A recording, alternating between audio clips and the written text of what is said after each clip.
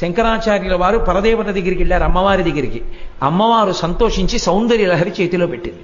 పట్టుకెళ్ళవాయా శంకరా అంది. అది 100 శ్లోకములు తాళపత్ర గ్రంథాన్ని పట్టుకుని శంకరాచార్యుల వారు కైలాసం నుంచి భూమండలానికి వస్తున్నారు. నందీశ్వరుడు చూశాడు. ఇన్నాళ్ళు సౌందర్య లహరి ఒక్క కైలాసంలోనే ఉండేది. ఇప్పుడు భూమి మీదకి వెళ్ళిపోతే కైలాసం గౌరవం తగ్గుతుంది.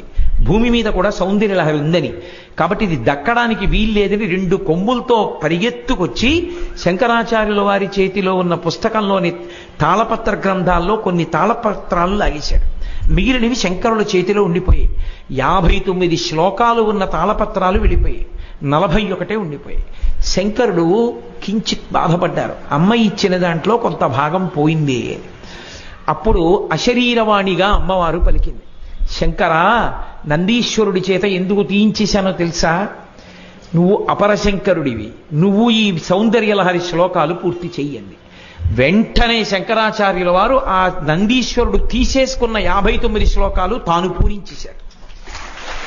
పూరించి మొత్తం 100 శ్లోకాలని తీసుకుని భూమండలానికి తీసుకొచ్చారు.